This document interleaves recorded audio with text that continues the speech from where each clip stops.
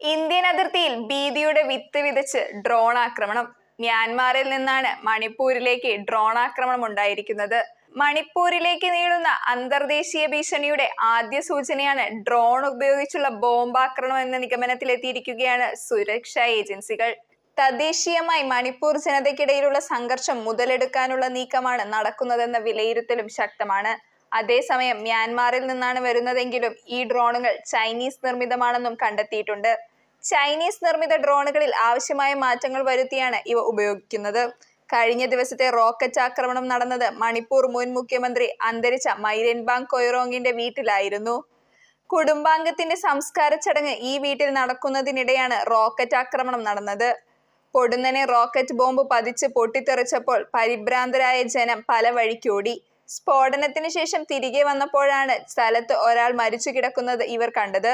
മൊത്തം 5 പേർ ഡ്രോൺ ആക്രമണത്തിൽ കൊല്ലപ്പെട്ടെന്നാണ് റിപ്പോർട്ട്. നിലവിൽ സുരക്ഷാ സേനയ്ക്ക് ഇത്തരത്തിലുള്ള ഡ്രോൺ ആക്രമണങ്ങളെ ചെറുക്കാനുള്ള പഴുതടച്ച സംവിധാനമില്ല എന്നതും വെല്ലുവിളിയാകുന്നുണ്ട്. അതേസമയം ഡ്രോൺ ആക്രമണങ്ങളിൽ നിന്നും വെടിവെപ്പിൽ നിന്നും തങ്ങളുടെ ഗ്രാമങ്ങളെ സംരക്ഷിക്കാൻ ഗ്രാമീണർ സ്വയം തയ്യാറാവുന്ന കാഴ്ചയും രാജ്യം അമ്പരപ്പോടെയാണ് കാണുന്നത്. സ്വയം പ്രതിരോധ ബങ്കറുകളും ഗ്രാമീണർ സ്ഥാപിച്ചിട്ടുണ്ട്. വെടിവെപ്പ് നടക്കുന്ന സ്ഥലങ്ങൾ കണ്ടെത്താൻ ദീർഘദൂര ബൈനോക്കുലറുകൾ ഉപയോഗിക്കുന്ന സ്പോട്ടർമാരെയും അവർ വിന്യസിച്ചിട്ടുണ്ട്.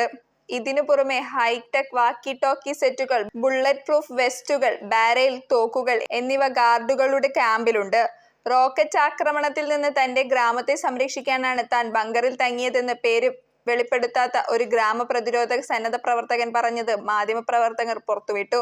സംഘർഷം വീണ്ടും രൂക്ഷമായതിനു പിന്നാലെ മുഖ്യമന്ത്രി എൻ ബീരേൻ സിംഗ് അടിയന്തര നിയമസഭാ യോഗം വിളിച്ചു ചേർത്തിട്ടുണ്ട്.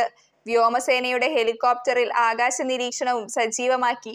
ഡ്രോൺ വിരുദ്ധ സംവിധാനങ്ങൾ സ്ഥാപിച്ചതായി inspector general of police K Kabeeb അറിയിച്ചു. അതിർത്തിയിൽ പലയിടത്തും സുരക്ഷാ വേലി ഇല്ലാത്തത് ആയുധങ്ങൾ കടത്താൻ സഹായകരമാകുന്നുണ്ട്. അതിർത്തി മുഴുവനായി വേലി കെട്ടി സംരക്ഷിക്കൽ ഉടൻ സാധ്യമല്ല. അതിനാൽ തന്നെ കൂടുതൽ സുരക്ഷാ സേനയെ വിന്യസിക്കുകയാണ് ഉടനടി ചെയ്യേണ്ടതെന്നും അധികൃതർ വ്യക്തമാക്കുന്നു. ഡ്രോണുകൾ വലിയ ഭീതിയാണ് സംസ്ഥാനത്തിന് ഉയർത്തുന്നത്. ജനം ആശങ്കയിലൂടെയാണ് കടന്നു പോകുന്നത്.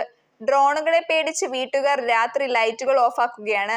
പല സ്ഥലങ്ങളും സംസ്ഥാനത്ത് അടിയന്തരാവസ്ഥ പ്രഖ്യാപിച്ചു. കൂടാതെ ഡ്രോൺ ആക്രമണം ഭയന്ന് പോലീസ് സ്റ്റേഷനുകളിലും സുരക്ഷ വർദ്ധിപ്പിച്ചിട്ടുണ്ട്. ഒരാഴ്ച മുൻപാണ് മണിപ്പൂരിൽ വീണ്ടും ആക്രമണങ്ങൾ റിപ്പോർട്ട് ചെയ്യാൻ തുടങ്ങിയത്. സെപ്റ്റംബർ 1 പടിഞ്ഞാറൻ ഇംപാൽ ജില്ലയിലായിരുന്നു ഡ്രോണുകൾ ഉപയോഗിച്ചുള്ള ആക്രമണം ആദ്യമായി റിപ്പോർട്ട് ചെയ്തത്.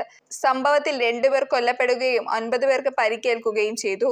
സെഞ്ചം ചിറാങ്കിൽ നിന്നും 3 കിലോമീറ്റർ അകലെ റിമോട്ട് കൺട്രോളറിൽ പ്രവർത്തിക്കുന്ന പറക്കുന്ന ഉപകരണങ്ങൾ കണ്ടെത്തിയിരുന്നു. തുടർന്ന് അടുത്ത ദിവസം 3 പേരെ പരിക്കേറ്റ നിലയിലും കണ്ടെടുത്തു.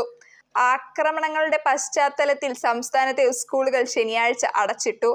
ആക്രമണം തുടരുന്നതിനാൽ ചില സംഘടനകൾ പൊതു അടിയന്തരാവസ്ഥയും പ്രഖ്യാപിച്ചിട്ടുണ്ട്.